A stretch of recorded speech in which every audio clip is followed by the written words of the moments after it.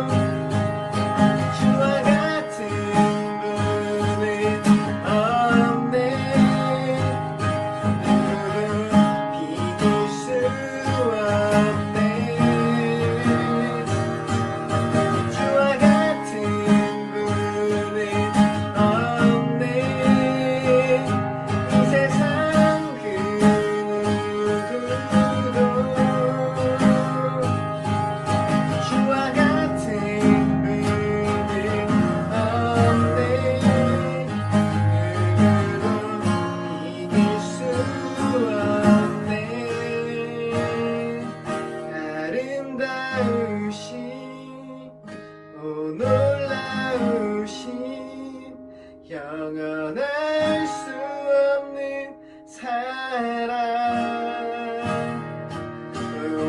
위대하신 하나님의 사랑, 영원히 찬양하리. 아름다우신 놀라우신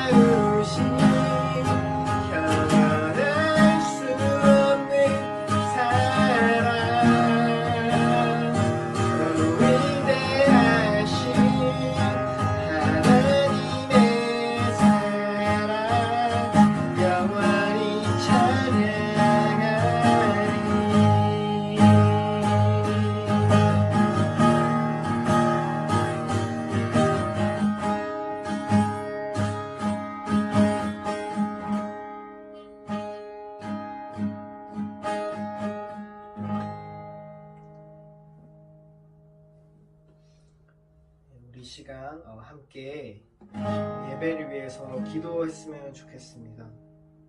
온 땅과 온 하늘 위에 영광을 받기 합당하신 그 주님의 이름, 그 주님의 이름만 우리를 통하여서 높아지게 하여 주시옵소서.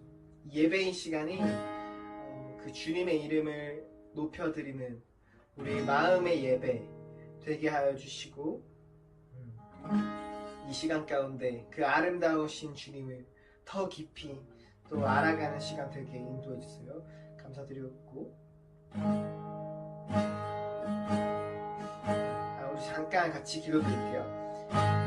기도하시겠습니다. 하나님 아버지 감사드립니다.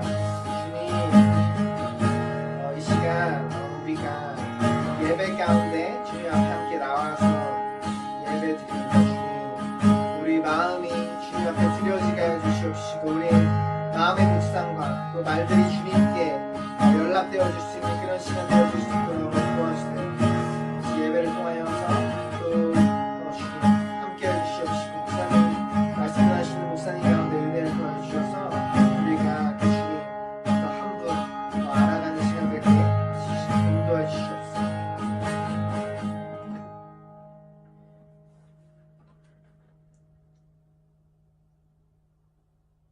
사랑의 아버지 하나님 감사합니다. 오늘도 우리를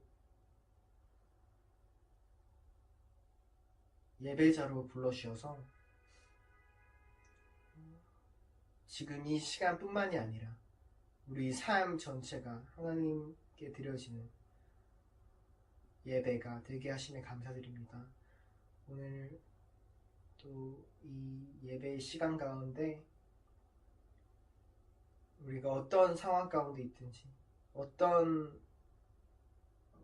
마음 가운데 있든지 우리가 주님을 만나는 시간 되게 해주시고 주께 우리 마음을 온전히 올려드릴 수 있는 시간 될 수 있게 도와주세요. 감사드리고 예수님 이름으로 기도드립니다. 아멘. 사도신경으로 우리 신앙을 고백하실게요. 나는 전능하신 아버지 하나님, 천지의 창조주를 믿습니다. 나는 그의 유일하신 아들, 우리 주 예수 그리스도를 믿습니다. 그는 성령으로 잉태되어 동정녀 마리아에게서 나시고 본디오 빌라도에게 고난을 받아 십자가에 못 박혀 죽으시고 장사된 지 사흘 만에 죽은 자 가운데서 다시 살아나셨으며 하늘에 오르시어 전능하신 아버지 하나님 우편에 앉아 계시다가 거기로부터 살아있는 자와 죽은 자를 심판하러 오십니다. 나는 성경을 믿으며 거룩한 공교회와 성도의 교제와 죄를 용서받는 것과 몸의 부활과 영생을 믿습니다. 함께 기도하시겠습니다. 하나님 아버지 은혜를 감사합니다. 벌써 사월도 마지막 주가 되었습니다. 이제 봄이 오고 꽃도 피고 녹음이 우거지는 그런 계절이 되었습니다. 그러나 세계 경제, 정치, 또 전쟁으로 인하여 또 많은 어려움들이 있습니다. 사람들이 죽어가고 있고 또 경제는 이제 파국으로 치닫고 있습니다. 하나님 아버지 우리들이 인간의 욕심을 내려놓고 이제 서로가 평화를 추구하는 그런 세계가 될 수 있도록 하나님 인도하여 주시옵소서. 먼저 나라가 백성들을 귀히 여기며 자기 정권을 유지하기 위해서 백성을 탄압하고 이제 독재를 꿈꾸는 그런 나라, 그런 지도자들이 사라지게 하여 주십시고 인류가 평화를 누리는 그런 세계가 될 수 있도록 하나님 인도하여 주시옵소서. 지금 경제가 어려움으로 인하여 또 여러 가지 힘든 그런 나날을 보내는 이제 기업과 또 자영업자들 또 많은 사람들이 있습니다. 하나님 아버지 이 어려운 시기가 이제 꼭 끝나게 하여 주시옵소서.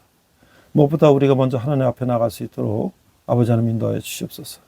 우리가 믿음을 다 잊어버리고 세상 속에 우리가 물결 속에 흘러내려가는 그런 사람 되지 않게 하시고 하나님의 의지하며 어려운 시기를 이겨낼 수 있는 그런 사람들 되게 하여 주시옵소서. 오늘도 신령과 진정으로 예배케 하시며 말씀으로 은혜 받아 세상 가운데 승리하는 저희들 되게 하여 주시옵소서. 감사드리며 예수님 이름으로 기도했습니다. 아멘. 안녕하세요. 이번 시간은 백목사의 크리스찬 독서교실 미국의 초대 대통령 조지 워싱턴을 소개합니다. 강성학 교수님이 주시고 박영사에서 출간된 책입니다. 창업에 거룩한 카리스마적 리더십. 강성학의 조지 워싱턴은 워싱턴의 리더십이란 어떤 것인가? 버지니아 시민군의 젊은 군 지휘관이 되다.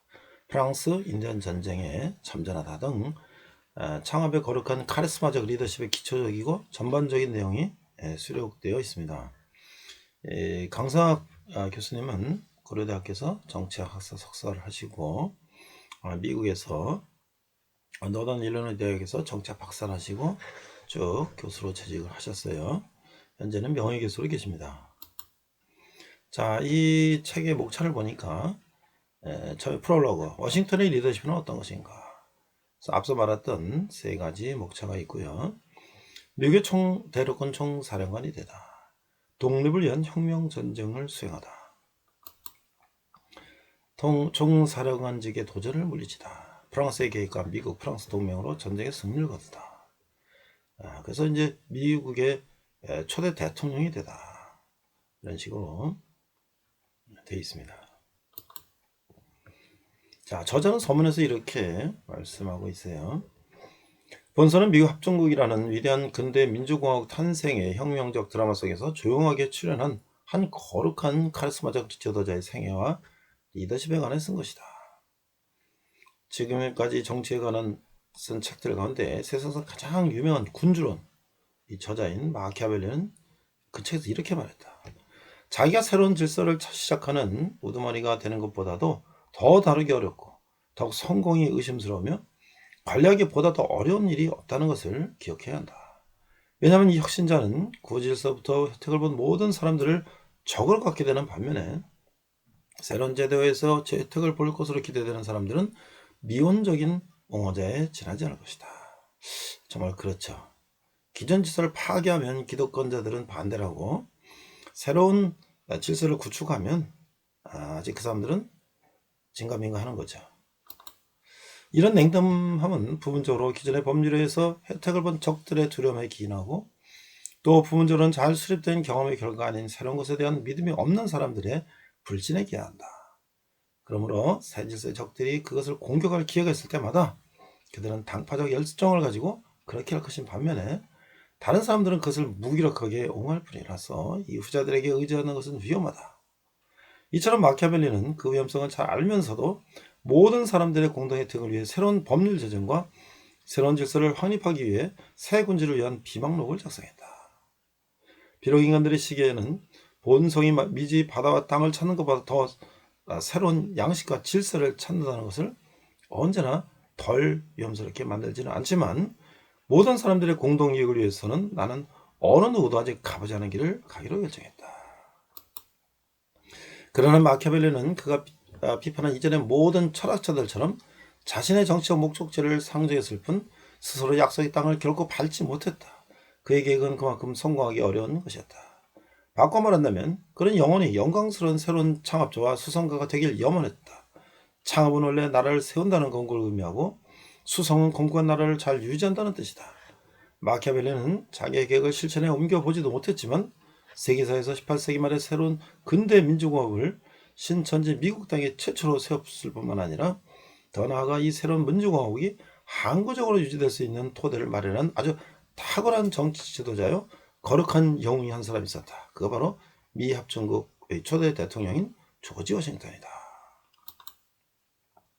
마키아벨리는 무장한 예언자들만이 성공했던 반면에 비무장 예언자들은 모두 실패했다고 주장했다. 그는 성공한 영웅들로 모세, 사이러스, 테세우스 그리고 로물루스 등을 내세웠다. 조지 워싱턴도 독립을 위한 혁명 전쟁을 수행하는 동안에는 아메리카 대륙권의 총사령관으로서 일종의 무장한 예언자다. 그러나 1783년 전쟁이 승리한 워싱턴은 대륙권의 총사령관직을 사임하고 로마 공화정의 킨키나투스처럼 마운트 버넌의 자기 농장으로 미련 없이 돌아왔다. 그리고 6년 후에 신생 독립군 미합중국의 초대 대통령으로 추대되었다. 이때 워싱턴은 마키아벨리가 모두 실패했다고 주장하는 일종의 비무장 예언자였다. 게다가 워싱턴은 8년간의 대통령 임기를 마치고 스스로 다시 농부요 일개 시민으로 돌아갔다. 이것은 마키아벨리가 상상하지 못했던 일이었다. 그리고 바로 이런 역사의 전례가 없는 중대한 차이로 인해 워싱턴을 단순히 위대한 지도자를 넘어 신의 영역에 한 다리 걸치는 거룩한 지도자가 되었다고 생각된다. 그리고 바로 이런 이유에서 나는 본서에서 처음으로 조지 워싱턴의 리더십을 위대함을 넘어서 거룩한 리더십으로 정의한 것이다. 요컨대 창업 하나만으로도 매우 지난하고 나가서 수성의 발판을 마련한다는 것은 더욱 어렵다. 그런데 워싱턴은 이 어려운 두 가지 과업을 동시에 성취하여 세계 역사상 참으로 위대한 영웅이요 인류의 영원한 스승이 된 것이다. 대한민국도 미국의 영향을 받아 민주공화국을 수립하고 유지해 왔음에도 불구하고 아마도 우리 한국인들은 거의 모두가 조지 워싱턴의 고결한 생애와 거룩한 정치적 리더십에 대해 아는 것이 별로 없다고 해도 결코 가언이 아닐 것이다. 왜냐하면 우리는 조지 워싱턴에 관해서 학교에서 배운 적이 없고 그렇다고 자율학습을 통해 그를 따로 공부한 적도 없었을 것이기 때문이다. 그러나 우리가 진실로 소중히 생각하는 자유민주주의 근대적 뿌리를 역사적으로 찾아가려 한다면 그것은 바로 18세기 말 미 합중국의 건국과 미국의 국부인 조지 워싱턴이 아닐 수 없다. 왜냐하면 그가 바로 오늘날 우리가 향유하는 근대 자유민주주의의 창업자요 민주주의의 위대한 모범이기 때문이다. 따라서 조지 워싱턴 대통령은 오늘날 우리 한국인들에게도 위대한 스승이 될 수 있다. 비록 인류 역사의 수많은 위대한 정복자들과 민주 정치 지도자들 간에 어떤 공통의 덕목이 존재한다 할지라도 과거 정복자들은 우리의 스승이 될 수 없다. 왜냐하면 우리 시대는 수단과 방법을 가리지 않는 잔혹한 정복의 시대가 아니기 때문이다. 조지 워싱턴은 미국의 국부로서 미군들이 사우스다코타의 주의 러시모 바위산에 새겨진 4명의 큰 바위 얼굴의 대통령 중 한 사람일 뿐만 아니라 미국의 저명한 역사가들이 평가한 역대 대통령들 중에서 에브라함 링컨 다음으로 가장 위대한 대통령으로 미국인들에게서 언제나 변함없이 인정되고 또 칭송을 받아왔다. 조지 워싱턴은 진실로 조용한 사나이였다. 그러나 그는 아주 카리스마적 리더, 지도자였다. 그가 살던 18세기에는 카리스마라는 용어가 존재하지 않았다. 그러나 약 2세기 후에 독일의 사회학자 막스 베버에 의해 카리스마라는 용어가 처음 사용되고 리더십의 연구가 보다 다양화되었다. 그러므로 오늘날 리더십 연구의 용어와 분류를 적용한다면 조지 워싱턴은 분명하고 명백하게 아주 두드러진 카리스마적 리더 지도자라고 묘사할 수 있다. 그러나 워싱턴의 시대엔 탁월한 지도자는 전통적인 용어로 영웅적 지도자로 묘사되었다. 간혹 영웅적 절대군주에게 대제, The Great라는 칭호가 사용됐으나 영국의 군주와 혁명전쟁을 수행하여 민주공화국을 수립한 미국에선 워싱턴 대제라고 호칭될 수 없었다. 그래서 그는 당시에 단지 미국의 대통령으로 그리고 동시에 국부로 불렸던 것이다. 따라서 우리 한국인들도 조지 워싱턴 대통령을 진지하게 연구하고 그로부터 배우는 것이 참으로 필요한 과제라고 말해도 좋을 것이다. 그를 이해하고 배우는 만큼 우리 민주주의에 대한 생각도 그만큼 고결해지고 강화될 것이다. 그는 최초의 근대의 민주주의 국가의 창업자이고 동시에 건국한 국가를 모범적으로 수상까지 할 수 있는 토대를 제공한 최초의 민주정치 지도자이고 근대의 민주주의 정치가의 전형이기 때문이다. 한국의 민주주의 발전을 위해서는 위대한 민주주의 지도자들을 연구해야 한다는 사유와 판단하에 나는 인류 민주주의 최대한 스승들인 19세기 에브라함 링컨, 20세기의 윈스턴 처칠과 관한 각각의 저서를 출간했다. 이제 그 뒤를 이어나는 근대의 민주주의 뿌리가 되는 18세기의 조지 워싱턴에 관한 본서를 출간하게 되었다.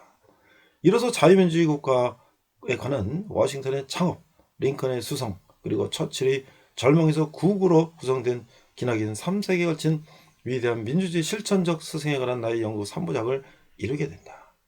다시 말해서 그것은 역사상 거룩한 국가 수립과 내부 분야를 극복한 탁월한 수성 그리고 절망적 상황에 빠진 나라의 장엄한 구원이라는 연속적 주제에 관한 연구의 일종의 3일체를 이루는 셈이다. 그리고 여기에 국제평화의 유지를 위해 리더십에 관한 2013년에 출간된 나의 평화신과 유엔 사무총장 국제평화를 위한 리더십의 비극을 다하면 국내 국제를 막는 리더십의 4부작을 이룬다. 누가 뭐라고 하든 적어도 나와는 그렇게 간주하고 싶다. 그리고 앞서 출간된 에브라함 링컨이나 윈스턴 처칠에 관한 것보다는 내용상 조지 워싱턴에 관한 본서가 건국의 리더십에 관한 것이기 때문에 정책 리더십 연구의 가장 적절한 출발점이 될 수 있을 것이라고 생각한다. 아니 더 나아가서 우리의 유일한 동맹국이며 세계 역사 창조의 주역인 미국이라는 나라를 이해하는 데 조지 워싱턴의 이야기가 가장 좋은 출발점이 될 수 있을 것이라고 생각한다. 그리고 그의 역사의 시대적 순으로 링컨과 처칠 그리고 국제평화의 리더십으로 접근을 하는 것이 좋을 것이다. 반세기 넘도록 정치학을 연구하고 가르쳐오면서 늘 나의 마음속 깊은 곳에 자리 잡고 있는 한 가지 생각은 정치의 본질은 결국 리더십을 하는 것이며 따라서 이것이 다른 어떤 것보다도 적어도 대학 교육에서 다뤄야 할 주제라고 생각하고 있었다. 최근에 대학 교양교육의 핵심적 주제는 리더십에 관한 것이 되어야 한다는 주장들이 미국에서도 나오기 시작했다. 정책 리더십의 교육을 위해서는 다른 어떤 방법보다도 위대한 정치 지도자들에 대한 공부가 우선되어야 한다. 그럼 우리가 비밀에 쌓인 고결한 정치의 본질에 훨씬 더 쉽게 그리고 보다 더 가까이 접근할 수 있을 것이다. 이상 백 목사의 크리스천 독서 계시였습니다.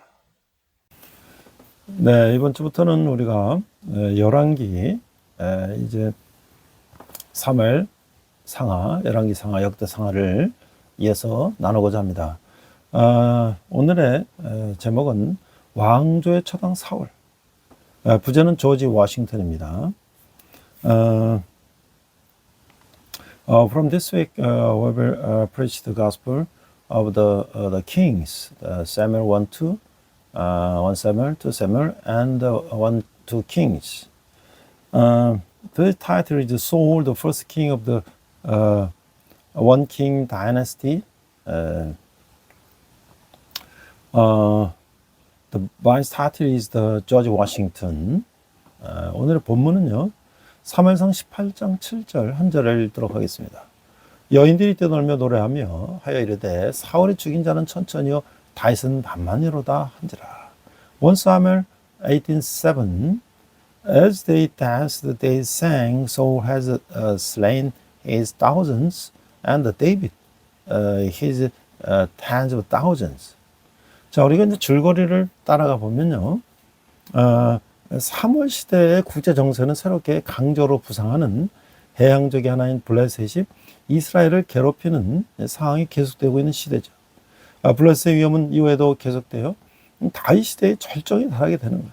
이런 국제 정세가 불안한 상태에서 사사 시대 혼란을 체험한 이스라엘 백성은 보다 나은 안정을 위하여 이웃 국가들의 정치 체제가 좋아 보였던 것 같아요.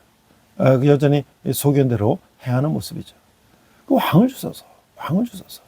이 외침이 성경에서 처음으로 응답받게 되는데, 사무엘상은 이스라엘이 사사시대 신정체제에서 처음으로 왕정체제로 바뀌는 전환기의 역사를 기록하고 있어요. 처음 왕 사울은 실패하죠. 둘째 왕 다윗은 사울의 심한 질투 속에서 고난을 당하지만 성공하는 왕으로서의 모습을 보여주고 있는 거예요. Following the plot, the international situation during the time of Samuel was one in which the Palestinians, seafaring people, emerging as a new formidable enemy, continued to harass Israel. The threats from the Palestinians persisted thereafter, reaching its peak during the era of David. Amidst this unstable international climate, the people of Israel, having experienced the chaos of the period of the judges, seem to have viewed the political systems of the neighboring nations as more desirable for greater stability. They are still acting according to their own opinions. Give us kings. Give us kings. This cry is answered for the first time in the Bible of 1 Samuel 10:24. 1 Samuel records the history of the transitional period in which Israel shifted from the theocratic system of the period of the judges to the monarchy for the first time. The first king, Saul, fails. The second king, David, suffers most Saul's intense jealousy, but demonstrates himself as a successful king. 자, 우리가 사무엘상은 사사시대의 사울 치하에서부터 왕국이 성립된 시기까지를 연결시키는데, 그것은 사무엘상의 탄생과 부르심과 사역을 기록하여 사울의 왕으로 기름 부음을 받고 결국에는 왕에서 밀려나는 것을, 그리고 목동인 다윗이 왕으로 기름 부음을 받고 또 그가 도망자로서 방하는 것과 사울과 그의 아들 요나단의 죽음을 기록하고 있어요. 이 사건들은 40년간 걸쳐서 일어난 일들이죠. 사무엘은 레위 지파 사람이에요. 사사기 17, 19장에서 레인들마저도 타락하여 무죄했던 모습을 우리는 기억하고 있어요. 그러나 레인 중에서 사무엘에는 걸출한 제사장이 배출되는 것은 역시 하나님의 역사하심의 은총이라고 할 수 있는 거죠. 사무엘에게는 사사기의 연장선상에서 우리가 읽어야 하는 거예요. 사사기의 자치적 정치 체제, 신정 체제 실패는 왕정으로 이어지는 것이죠. 사무엘은 바로 이 왕정을 수립하는데 하나님께 쓰임 받는 마지막 사사인 것이죠. 그렇지만 사무엘에 대한 기록이라보다는 이 다윗의 초점을 맞춰서 기록된 책이라고 하는 것이죠. One Samuel connected the period of the judges and the reign of Saul to the establishment of the kingdom. It records the Samuel's boss, calling and the ministry, Saul's anointing as king, and his eventual removal from the throne. David, a shepherd, being anointed as king and wandering as a fugitive, and the death of Saul and his son Jonathan. This event took place over a period of 40 years, approximately 1050 to 1010 before Christ. Samuel was revived. You may recall from Judges chapters 17 to 19 that even the Levites and failed or fallen into corruption and ignorance. However, the emergence of outstanding priests like Samuel from among the Levites is indeed a great grace of God's working. Samuel's story must be read as an extension of the book of Judges. The failure of the autonomous of the political system, theocracy, in the book of Judges read to the monarchy. Samuel is the last judge used by God to establish his this very monarchy. However, the book of Samuel is a book focused on David rather than the record of the Samuel. 자, 이게 마지막 사사인 사무엘이 이제 사무엘상 1장에서 8장에서 이제 등장을 하게 되는데, 자, 사무엘은 어머니 한나의 기도로 태어나서 하나님께 헌신한 자죠. 어머니 한나는 에브라임 사람 엘간의 두 아내 중 하나로서 다른 아내와는 달리 아이를 낳지 못했어요. 그래서 한나는 하나님께 부르짖으며 아들을 주시면 하나님께 드리겠다는 서약을 하면서 간절히 기도를 했죠. 하나님은 그녀의 기도를 들어주시고 아들을 허락합니다. 한나는 서약한 대로 그 아들을 사무엘을 나신으로 만들고 하나님께 드리며 그를 실로 이 법궤가 모셔진 곳에 제사장 엘리에게 맡기고 그녀 아들을 주신 하나님을 찬송하면서 이제 그게 이제 한나의 노래인데, 이건 이제 신약의 말의 창가를 이제 영감하죠. 고향 라마로 돌아가죠. 고향으로 돌아간 한나는 그 삼남 이녀를 얻게 되는 거예요. Samuel the last judge, 1 Samuel 1 to 8. The appearance of Samuel the last judge. Samuel was born through the prayer of his mother Hannah and was dedicated to God. His mother Hannah was one of the two wives of the Elkanah, the Ephraimites. Unlike to other wives, she was unable to bear children. Therefore, Hannah cried out to God and prayed honestly, making a vow that if he gave her son, she would dedicate him to him. God heard her prayer and granted her son to her vow. Hannah made her son Samuel a Nazirite, dedicated him to God, entrusted him to Eli, the priest of the Shiloh, where the Ark of the Covenant was kept, and returned to her hometown of Ramah, praising God for giving her a son. Hannah's song in chapter 2, this song inspires a marriage hymn in the New Testament. After returning home, Hannah went on to have 3 sons and 2 daughters. 자, 사무엘은 제사장 엘리 아래서 자라며 제사장 수업을 받아요. 제사장 엘리에게 2 아들이 있었어요. 그들은 하나님의 제사장이면서도 하나님께 오히려 범죄하는 타락한 제사장들이었어요. 그들은 블레셋과의 전투에서 죽고 그 전투에서 법궤를 뺏겠다는 소식을 또 엘리도 충격을 받고 죽는 거예요. 하나님이 이런 일을 대비하시면서 사무엘을 허락하셨고 그 사무엘이 어릴 때부터 법궤가 있는 성소에서 자라게 하셨어요. 그리고 사무엘을 어느 새벽에 부르시고 그의 메신저로 삼으시고 엘리를 심판할 것을 전달하겠어요. 그럼 그에게 하나님은 누구와 그와 함께 계셔서 그의 말이 하나도 땅에 떨어지지 않게 하심으로 사무엘에게 능력을 더해 주셨죠. 블레셋이 침입하여 전쟁을 하면서 이스라엘이 3,000명이나 죽는 참패를 당하는 거예요. 블레셋이 침입하여 전쟁을 하면서 이스라엘은 3,000명이나 죽는 참패를 당하는데 그들은 이번에는 법궤율에게 의지하여 이기려고 법궤를 앞세워 전투에 임하지만 지난번보다 더 큰 참패를 당하여 이번에는 3만 명이나 죽는 거예요. Samuel grew up under the priest Eli and received the priestly training. Eli had 2 sons, although they were priests of God. They were fallen priests who sinned against him.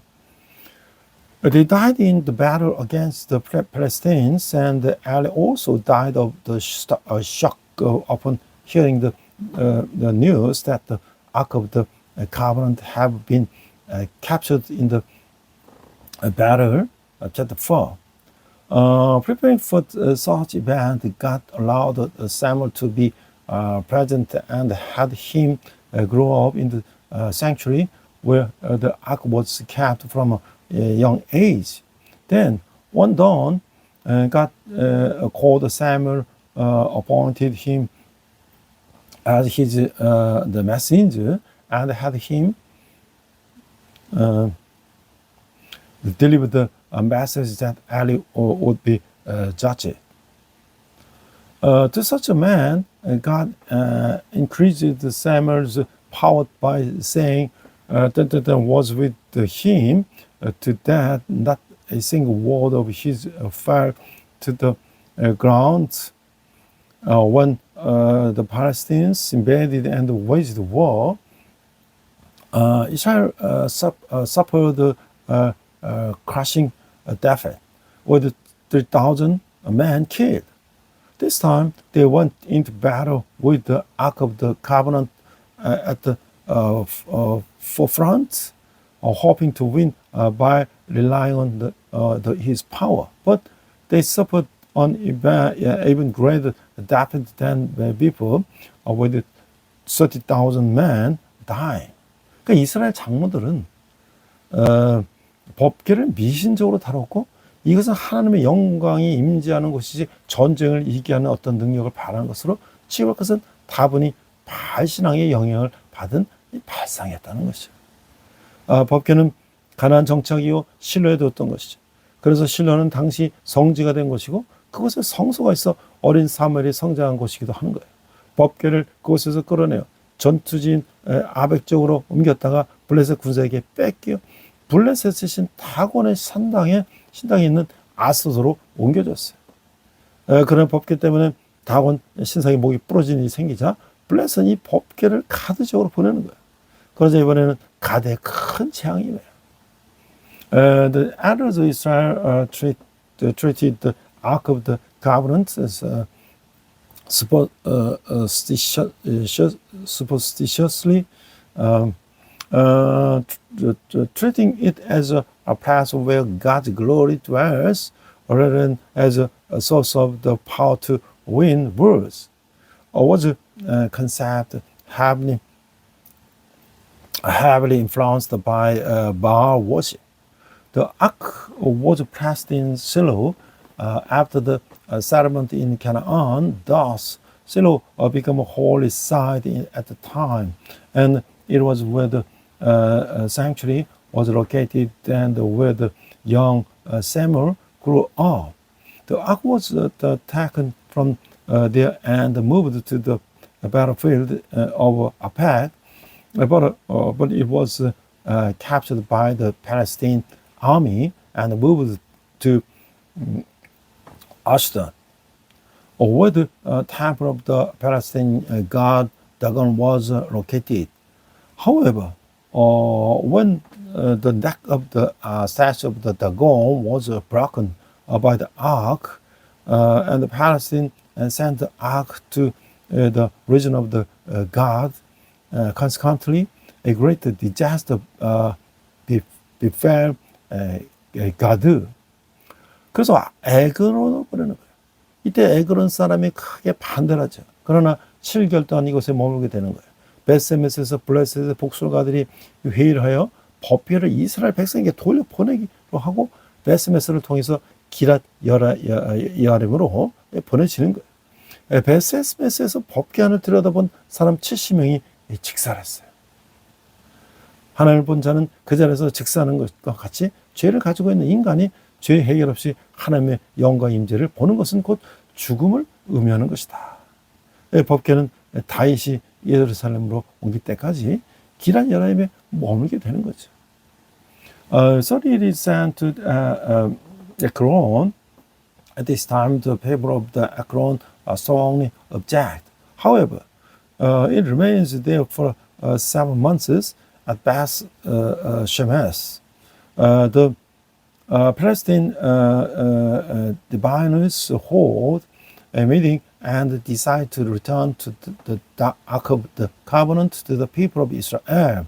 It is then sent through Beth Shemesh to Girat Yeharim. 70 people who looked inside the ark at Beth Shemesh died instantly. Just as those who see God die instantly on the spot, seeing the presence of God's glory without resolving one's sin implies death for humans who bear sin. The ark remains in Girat Yeharim until David moves it to Jerusalem.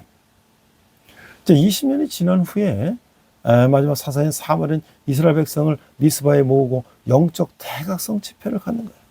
민족의 회개운동이죠. 이스라엘은 회개하고 바알과 아스타라 신상을 깨면서 대각성 회개를 하면서 언약을 지킬 것을 다시 한번 다짐하는 거예요.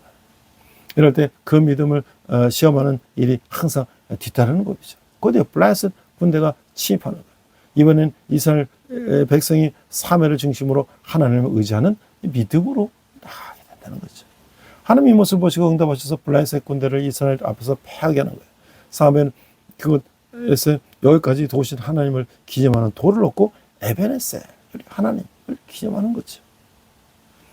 사매는 왕을 요구하는 이스라엘 백성에게 왕정이 좋은 제도가 아니라는 것을 설득하는 거예요. 그의 예측은 다망들에 대해서 다 맞아 떨어지게 되는 거죠. 20 years later, Samuel, the rest judge, gathered the people of Israel at Mizpah and held a great spiritual awakening assembly. It was a national movement of the repentance. Israel repented, smashed the idols of the Baal and Asherah, and through this great awakening and repentance, preached once again to keep the covenant. At times like this, a test of the faith always follows soon after the Palestinian army invaded. This time the people of Israel moved forward with faith, relying on God with 7 at the center. Seeing this, God answered and caused the Palestinian army to be defeated to people of Israel. Samuel placed the stone there to commemorate the God who had helped thus far, honoring the God of Ebenezer. Samuel persuaded the people of Israel who were demanding a king, that monarchy was not a good system. Chapter 8. His prediction were all fulfilled by the subsequent kings. 그들은 나를 버려 자기들의 왕이 되지 못하게 한다는 하나님께 때를 쓰다시피 하며 왕정의 뜻을 이루는 거예요. 우리는 여기서 또 한번 그 인간에게 명예를 가져는 것임을 보게 되는 거죠. 인간의 생각이. 사마는 마지막 사사로서 왕정 체제로 넘어가는 과도기를 잘 마무리하고 이 명예롭게 은퇴하여 고향 라마에서 선지학교를 운영하고 지절을 양성하면서 마지막까지 하나님 나라를 위해서 헌신한 것이죠. 12장은 사무엘의 감동적 은퇴사를 보여주고 있어요. 그 생애는 정말 복음 속의 가사처럼 내 인생 여정 끝내어 강 건너 언덕 이럴 때 하늘문 향해 말하니 예수 인도하셨네. 매일 발걸음마다 예수 인도하셨네. 나의 무거운 죄짐을 모두 벗고 하는 말 예수 인도하셨네. 사무엘은 산 앞에서나 하나님 앞에서나 한 점 부끄러움 없는 삶을 살았어요. 우리도 그런 은퇴사를 할 수 있는 삶을 살면 좋겠습니다. They fulfilled the will of the monarchy by particularly drawing a tantrum at God, who has said, "Reject me so that I may not be their king." Here, we see once again that human intervention brings a yoke upon humanity. As the rest of Judges, Samuel successfully concluded the transition to the monarchy and retired honorably. He dedicated himself to the kingdom of God until the very end, learning a school of prophets in his hometown of the Rameh to train readers. Chapter 12 presents Samuel's moving farewell address. His life was truly like the lyric of the gospel song. When I fix my journey of life and reach the hill across the river, I will say toward the gate of the heaven, Jesus has guided me with every step I take. Jesus has guided me. Casting off all my heavy burden of sin, I say, Jesus has guided me. Samuel lived a life without a single blemish, whether before man or before God. We too should strive to live lives that allows us to deliver such a farewell address. 그 두 번째로 왕을 여는 그 이스라엘 백성인데요. 이스라엘 백성들은 밖으로는 새롭게 등장하는 신흥부적인 블레셋과 동쪽으로부터 오는 암몬 족속의 위협에서 그들의 안보가 불안하다는 것을 느꼈어요. 그 안으로는 사사제게도 사무엘의 아들들의 부정부패가 심각한 수준이었죠. 그 이런 문제들의 해결은 주변 국가처럼 왕정제도가 있다고 생각했을 것이죠. 그런 왕정제도가 그들의 안보 문제를 해결해 주리라고 생각했던 것이죠. 이스라엘 백성들은 자신들도 주변 나라들처럼 왕이 있다면 그 왕이 전쟁에서 이기게 해줄 것이라고 생각했던 것이죠. 이스라엘 백성, 오늘의 성도들도 마찬가지. 하나님의 특별하신 선택에 의해서 언약관계를 맺은 백성들이죠. 하나님은 이스라엘 백성과 언약을 맺고 하나님 한 분만이 그들의 왕이시라는 사실을 알려줬어요. 그리고 많은 행하심으로 그들의 왕임을 직접 보여주셨죠. The Israelites that demand a king, the Israelites must have felt that their security was precarious due to external threats from the Palestinians, a newly emerging tribe, and the Ammonites coming from the east. Internally, the corruption of the Samuel's sons who had succeeded him as judges was at a serious level. They likely believed that the solution to these problems lay in a monarchy, just like the neighboring nations, they thought that such anarchy would resolve the security issues. The Israelites believed that if they had a king like the surrounding nations, that king would grant them victory in war. The Israelites and believers today as well are people bound by a covenant relationship through God's special selection. God established a covenant with the Israelites and made known the fact that He alone is then the king. Furthermore, He's demonstrated His kingship through many deeds. 특히 이스라엘이 싸워 이겼던 모든 싸움은 하나님이 직접 싸운 싸움을 그들은 눈을 보고 체험한 것이죠. 광야에서 아말렉과의 싸움에서 모세의 팔이 내려면서 지고 올라가면 이기는 싸움은 인간의 전술은 이해가 가지 않는 싸움이에요. 여리고성 협력도 그렇죠. 기드온이 300명 군사로 밤중에 횃불과 항아리를 깨는 전법으로 미디안의 대군을 무찌른 싸움은 하나의 싸움임을 알 수가 있어요. 그런 일을 통해서 이스라엘 백성에게 하나님은 우리의 삶을 책임지시고 풍족하게 해주시는 왕이시라는 것을 신앙이 생기지 않았다는 사실은 참으로 슬픈 일인 거죠. 그들의 신앙은 가식인 것에 의존하는 신앙이기 때문인 거예요. In particular, they witnessed and experienced with their own eyes that every battle Israel fought and won was a battle fought directly by God. The battle against Amalek and the wilderness, where they lost when Moses' arms were lowered and won, and they were raised, is a battle and cannot be understood through human tactics.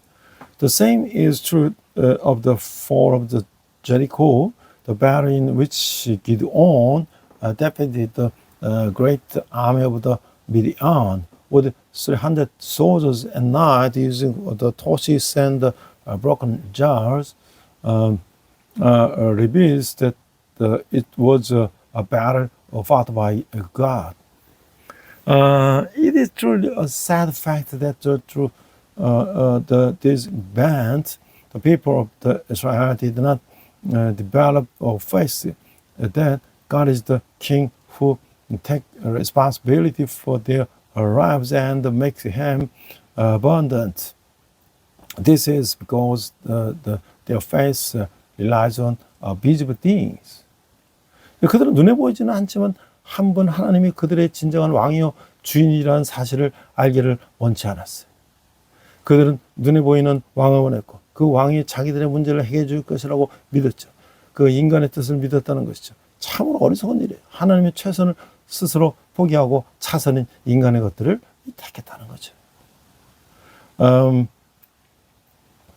They did not want to know that the one God, the invisible, is their true king and the Lord. They wanted the visible king and believed that he would solve their problems. In other words, they trusted in human power. It is truly foolish. They voluntarily gave up God's best and chose the second best human things. 자, 그래서 이제 우리가 사울 왕을 이제 보게 되는 거예요. 이제 사울 왕은 하나님 이제 왕정을 허락하셨습니다만 이스라엘 왕정의 시작에 부정적인 견해와 긍정적인 견해가 있어요. 부정적인 견해는 8장 7절에 나를 버려 자기들의 왕이 되지 못하게 함이라고 하나님이 거절하셨고 또한 사무엘도 8장 11절 18절에서 왕정의 문제점을 설명하여 왕정 제도가 좋지 않은 것이라고 설명했죠. 그러나 그들은 왕을 끈질기게 요구했어요. 그런데 긍정적인 견해는 뭐냐면 하나님이 주도적으로 왕을 세우기 때문에 왕정을 긍정적으로 보는 견해도 있어요. 하나님께서 결국 왕정을 허락하셨지만 그 왕을 인간들이 임의로 세우는 왕이 아니고 하나님이 세우는 왕이라는 점에서 이스라엘 왕정은 세상 왕정과 다른 것이죠. 그 왕의 자격 조건은 그 신명기에 나오는 거예요. the Saul, the first king of the dynasty, King Saul comes. God eventually permitted to the monarchy. There are negative and positive views regarding the beginning of the Israel monarchy. The negative view is that in chapter 8, verse 7, God rejected them, stating that they have rejected me and will not let me be their king. Furthermore, in chapter 8, verse 11 to 18, Samuel explained the problems of the monarchy, described it as an undesirable system. However, they persistently demanded the king. The positive view is that there is also a perspective of that views the monarchy positively because God took the initiative in the establishing the king. Although God eventually permitted the monarchy, Israel's monarchy differs from worldly monarchies in that the king was not appointed arbitrarily by humans, but by God. The qualification for the king must be based on the Deuteronomy 17:40 to 20. 자, 이게 사울의 경우에 왕을 세울 때 세 가지 단계를 거쳐 세우는 것을 볼 수가 있어요. 먼저 기름을 부어요. 그리고 미스바에서 모여서 왕 선출식을 거행하죠. 그러나 그 중에는 반대하는 자들도 있음을 보는 거예요. 그런 후에 신탁을 받고 하나님의 신의 감동을 받아 전쟁을 취함으로써 자격 검증을 받아요. 그리고는 그를 정식으로 왕으로 삼는 거죠. 그때 사울의 나이가 40세가 됐어요. 사무엘상 9장 이전에 사울은 준수한 용모를 가졌고 그는 온 백성 중에서 제일 큰 장수형의 인물로 소개되는 거예요. 사울은 왕이 되어 신체적으로 장사답게 용명을 떨쳐 왕이 된 후 암몬과의 전투에서 첫 승리를 쟁취하죠. 그는 그 후에 많은 정권을 세우며 초기 이스라엘 왕정 체제의 기초를 세워가는 듯 했어요. In the cast of the king Saul, we see that his appointment as king followed the three stages. First was the anointing.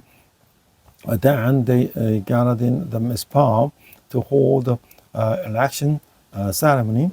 However, we see that there were some who opposed him. Afterwards, he received an oracle and was inspired by the Spirit of God to read the word, thereby proving his qualification. Finally, he was formally appointed king. It is stated that Saul was 40 years old at that time. In 1 Samuel 9:2, Saul is introduced as a man of the handsome, looks like a giant, being the tallest in the city of the Jack, often becoming king. Saul displayed great befitting a giant, achieving his first victory in a battle against the Ammonites. Afterwards, he achieved many military victories and seemed to be firmly establishing the foundation of the Israelite monarchy. 그는 사울은 블레셋과의 전투에서 치명적인 실수를 3번이나 저지르죠. 그리고 그는 사무엘 딸 그리고 그의 가족들과의 관계가 망가지는 일들을 저지르는 거예요. 그는 일중심의 성격을 가진 자인 것 같죠. 그는 관계 소중함을 중요하지 않고 인격을 소유한 것 같아요. 그 실수가 어떤 것인지는 13에서 15장에서 걸쳐 살펴보고 그 결과 어떻게 나타나는가를 우리가 이해할 필요가 있다는 거예요. 그 실수를 단순한 불복 순종이 아니라 반역에 해당하는 것으로 하나님의 마음이 떠나고 하나님의 신이 떠나는 픽을 맞이하게 되는 거예요. However, Saul committed fatal mistakes in the battle against Jalasek, and furthermore, he caused his relation with Samuel, David, and his family to the ruin. He appears to be a work-oriented person. He seems to possess a character that does not value the preciousness of the relationships. It is necessary to examine the nature of this mistake throughout chapters 13 through 15 to pay attention to the consequences. These mistakes amount to not merely disobedience but rebellion, which alienated God and leads to the tragedy of the spirit departing from man, him. 그 사무엘상의 세 가지 실수는 뭐냐면 그 제사장 없이 제물을 드린 거예요. 또 금식령을 절제 없이 시행했다고 해체한 거예요. 또 진멸하는 전쟁을 자기식으로 해석한 거예요. The meaning of the rebellion as seen through King Saul's three mistakes. The first, the offering sacrifice without the priest Samuel. The second, enforcing the this fasting without restraint and then lifting it. And the third, interpreting the command to destroy according to his own will. 그래서 이제 그 반역된 삶의 모습은 이런 거죠.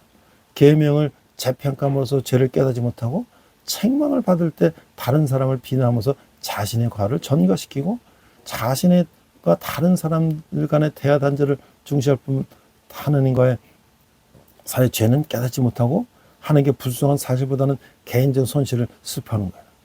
따라서 반역은 자기 중심의 극치를 보여주는 것이고 서로는 결국 자기 중심에서 벗어나지 못하고 내가 복음식으로 하나님을 섬기는 자의 대표격이 되었음을 생각해 보는 거예요. 이 시에서 사무엘의 권면을 우리는 길을 기울여야 된다는 거죠. 그래서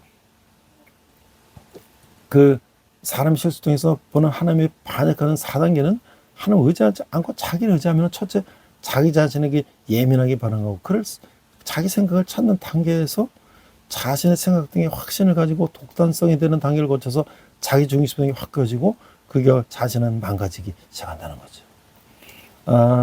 The appearance of the rebellious life as follows. The first, they fail to recognize the sin by re-evaluating the commandments. The second, they prioritize the breakdown of the communication between themselves and others, failing to recognize the sin between themselves and God. The first, they grieve over personal loss rather than the fact that their disobedience to God. Therefore, rebellion demonstrates the height of the self-centeredness. Consider how sad ultimately failed to escape his self-centeredness and became the epitome of those who serve God in the self-centered manner, or we need to heed Samuel's exhortation regarding this mistake. These are the first stages of the rebellion against God as seen through human error. If you rely on yourselves instead of relying on God, the first stage where you reach sensitively to yourself and seek your own through self-sensitiveness. The second stage where you become dogmatic and convinced on your own thoughts, self-assertiveness. Three, self-centeredness become a firmly established self-centeredness. The fourth, as a result, you begin to break down self-destructiveness. 그 사울은 왜 이런 문제를 저지르고 있을까? 그의 문제점은 순종이 부족했다는 것이죠. 하나님은 의지하지 않고 자신의 군대를 신뢰하는 시술을 범한 것이에요. 그래서 이것은 분명히 하나님 앞에서 죄를 범하는 것이죠. 그리고 그는 자신의 잘못을 철저하게 뉘우치고 회개하는 것이 아니라 자기 체면을 적당히 유지하면서 회개임을 우리는 하는 회개를 우리가 볼 수가 있다는 거예요. 그래서 사울을 떠나는 여호와의 신이 구약의 성령은 하나님의 특수한 목적에서 특정한 사람에게서 임했다가 그 임무가 끝나는 그 사람에게서 떠나는 거죠. 신약에서 성령은 예수님을 구주로 고백하면 믿는 세례를 통해서 모든 세례 받는 자가 다 같이 선물을 받는 거예요.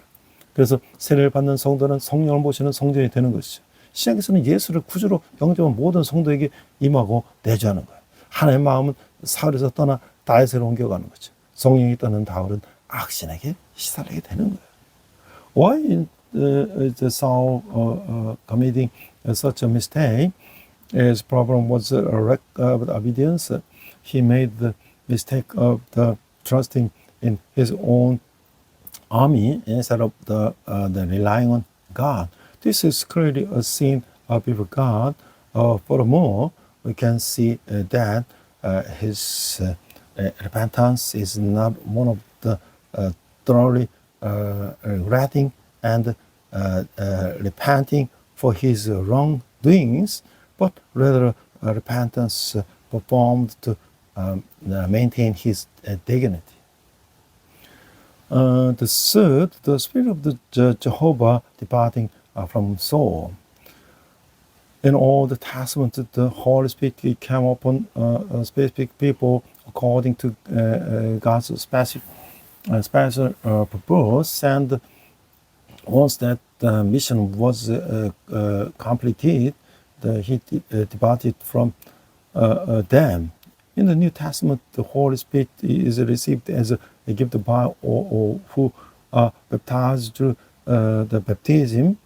Those who confess and believe in Jesus as their Savior. Therefore, the baptized believer becomes the temple that houses the Holy Spirit.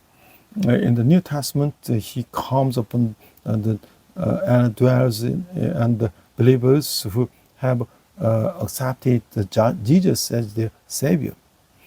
God's heart departs from Saul and moves toward David, Saul from whom the Holy Spirit has departed, becomes tormented by all evil spirit. 제가 이제 그 불순종한 사울 왕을 보면서 그 순종을 했던 사람들 중에서 지도자를 찾아봤는데 그 중에서 제가 미국의 초대 대통령 조지 워싱턴을 찾아봤어요. 조지 워싱턴은 미국 독립전쟁을 통해서 이제 초대 대통령이 됐지만 그는 자기의 그 권력을 내려놓고 이제 미국의 그 왕이 되다는 것을 거절하고 미국의 민주주의를 뿌려냈단 말이죠. 조지 워싱턴은요, 그 1775년부터 1780년까지 벌어진 미국 독립전쟁에서 대륙군 총사하는 걸 활동했어요.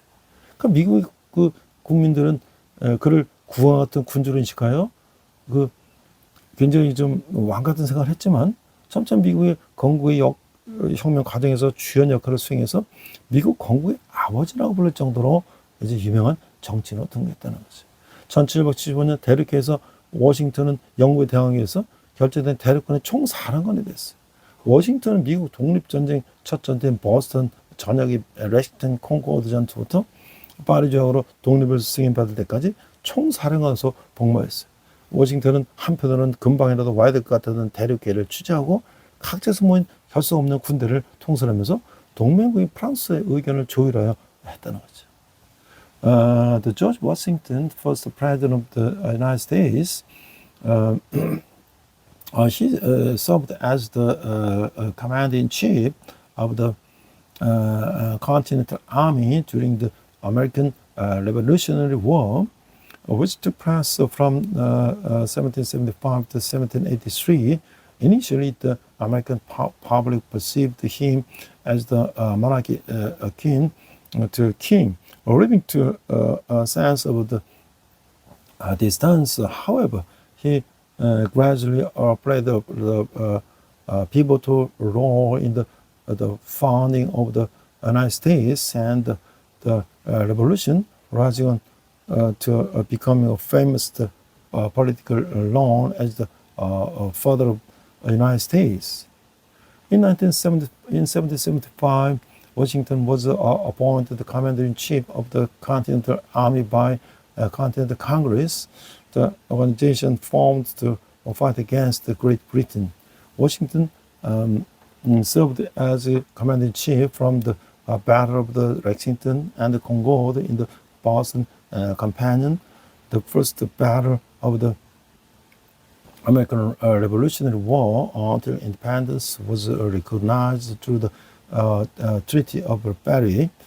On the one hand, Washington had to preside over the Continental Congress, which seemed on the verge of the collapse, and command disorganized army assembled from various regions, while also coordinating with the army ally France. 그 1784년 전쟁이 끝난 후에 워싱턴은 자기 농장으로 돌아가서 개인적인 삶을 살았어요.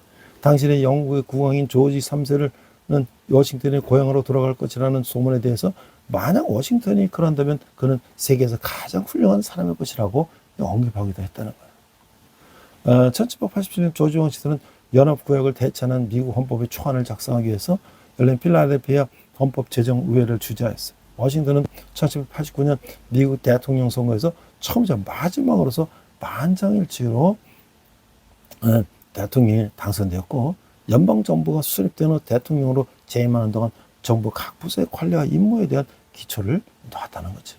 워싱턴은 해외 문제에 대해서도 불간섭주의 정책을 택했고, 특히 유럽에서 발발한 대프랑스 동맹전쟁이나 나폴레옹 전쟁에 대해서는 중립적 입장을 고수했어요. 1794년 워싱턴은 전쟁을 피하고자 영국과 세이 조약을 맺었고, 토마스 제퍼슨과 그의 이끄는 민주공화당이 영국과의 조약을 반대했지만 워싱턴은 자신의 특권을 사용해서 강행했다는 거예요. After the war ended in 1783, Washington returned to his farm and lived a private life. King George III of the Great Britain at the time remarked on rumors that Washington would return home, saying, "If Washington does so, he will be the greatest man in the world." In 1787, George Washington presided over the Philadelphia Constitutional Convention to draft the U.S. Constitution, which would replace the Articles of the Confederation. In the 1789 U.S. presidential election, Washington was elected president by unanimous vote, the first and the rest of such instance. And during his tenure as president, following the establishment of the federal government, he laid the foundation for the customs and the duties of the various government departments. Washington adopted the policy of the non-intervention regarding foreign affairs.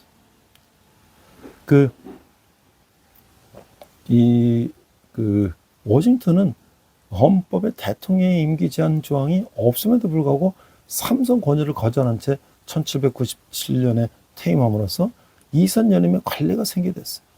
워싱턴은 1799년에 향년 67세로 사망했다는 거죠. 그 헨리는 장례식에서 연설에서 워싱턴을 전쟁에서 얻던 평화에서 얻던, 그리고 그의 국민들 마음속에도 으뜸이라고 하면서 칭송했어요. 역사학자는 꾸준히 그를 가장 훌륭한 미국 대통령 하나로 여기고 있죠. 현재 통용되어 있는 미국의 1달러 지폐는 그의 초상화가 그려져 있는 거예요.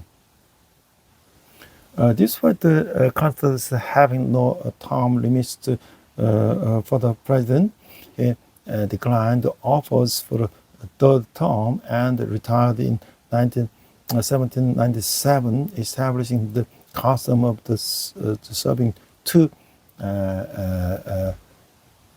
consecutive terms. Washington died in 1799 at the age of 67. In his funeral speech, Harry Lee praised Washington as the first in war, first in peace, and the first in the heart of his countrymen. Historians consistently regard him as one of the greatest U.S. president, as portrait in is featured on the current U.S. $1 bill. 자, 우리가 이제 그 업적을 보면요, 그 타고난 능력과 명석한 판단력과 탁월한 지도력고 남을 이끌어내는데 훌륭한 장점을 가졌어요. 이런 성격을 이용해서 온갖 악종과 싸우면서 그의 영국과 독립전쟁에서 승리를 거두며 미국의 독립을 성취했어요. 그리고 마지막으로 대통령제를 한 번도 경험하지 않은 미국에서 행정부 수반인 대통령이 이걸 구체적 업적을 일으키고 그 유명한 고배사를 발표하고 떠나는 때를 아는 지도자의 모습을 보여준 대통령이 있고 미국 대중 민주주의 정치, 이 민주주의를 창조해내는데 큰 역할을 한 사람이다라고 할 수가 있는 거죠. Achievement and evaluation, he possessed excellent strengths in the reading hours through his innate abilities to keen judgments and outstanding leadership.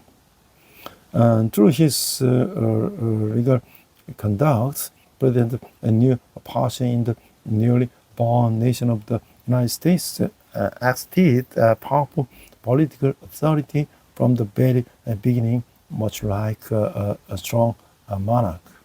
Finally, he is evaluated as the president who achieved the feat of the concretizing the office of the head of the executive branch in the United States, a country that has never experienced a presidential system before. He also demonstrated the qualities of the leader who knew when to depart by delivering his famous farewell address and played a significant role in creating American popular democracy. 우리 함께 기도하겠습니다. 하나님을 사랑한다면서 말씀 한 절 읽지 않고 주님이 나영하시고 찬양하면서 기도하지 않는 우리를 용서하여 주시옵소서. 지금은 그리스도인으로서 그리스도인답게 살아갈 때죠. 그리스도인들이 진실한지 하나님을 두려워하며 그분을 위해 살아가는 자가 되게 하여 주시옵소서. Let's pray.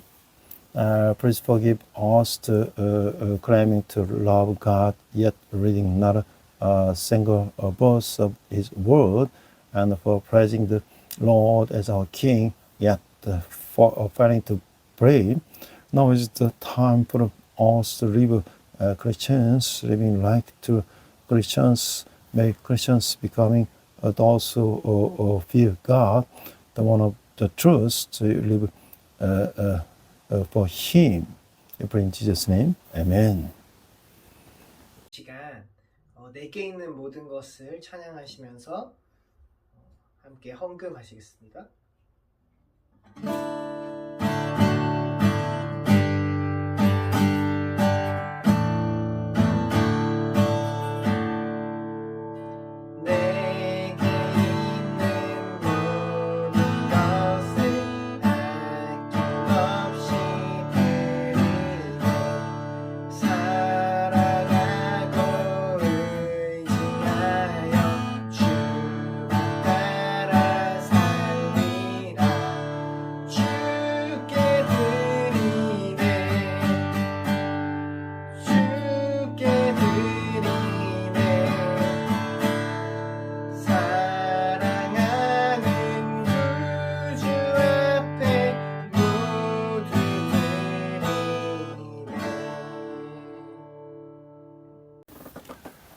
네, 날씨가 이제 봄에서 여름으로 가고 있습니다.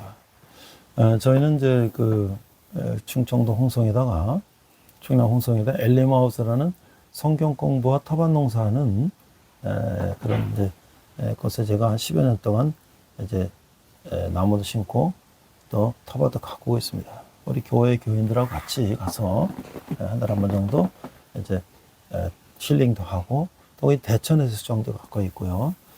그래서 우리가 농사도 짓고 또 삼겹살 파티도 하고 이제 그렇게 하고 있습니다. 이제 봄이 돼서 저희 또 다시 가서 이제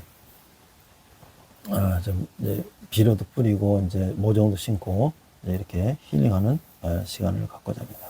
또 함께 우리 참여하고 싶은 분들이 있으면 저희들의 광고를 보시고 또 함께 참여할 수도 있습니다. 자, 여러분 후원하시는 한 달에 10,000원 후원은 우리 복음이 땅끝까지 이르는데 귀하게 사용될 것입니다. 기도하겠습니다. 하나님 아버지, 저희들 받은 은혜 감사해서 작은 예물을 주님께 드렸습니다. 예물을 쓰는 것마다 주님 영광이 나타나게 하시고 복음이 땅끝까지 이르러 증거하는데 귀하게 사용되게 하여 주시옵소서. 지금은 우리 주 예수 그리스도의 은혜와 하나님 아버지의 극진하신 사랑과 성령님의 가망도 역사하시며 이 처당 사울이 실패한 것을 보고 또 그런 전철을 밟지 않고 노력한 우리 조지 워싱턴을 보면서 우리가 정말 하나님 뜻이 무엇이 깨닫고 하나님 뜻대로 살기를 다짐하는 우리 예배드리는 모든 성도들이 열방 백성들과 성교사님들의 특별히 북한에서 고통받는 북한 동포들이 지금부터 영원토록 함께 하시기를 간절히 축원합나이다. 아멘. 하나님께서 선한 능력으로 찬양하시면서 한 주간 승리하시기 바랍니다. 우리 이 시간 선한 능력으로 함께 찬양하시면서 결단의 시간 갖겠습니다.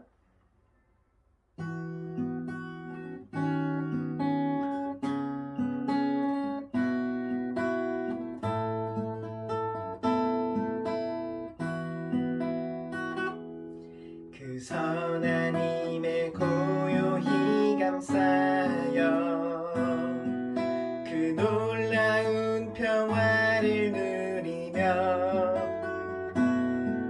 나 그대들과 함께 걸어가네. 나 그대들과 하늘을 여네. 지나간 너무 어둠의 날들이 무겁게 내 영혼 짓눌러도 오 주여 우릴 외면치 마시고 약속의 구원을 이루소서. 그 선한 힘이 우릴 감싸시니 믿음으로 일어날 일 기대하네. 주 언제나 우리와 함께 계셔. 하루 또 하루가 늘 새로워. 주께서 밝히신 작은 촛불이 어둠을 헤치고 타오르네.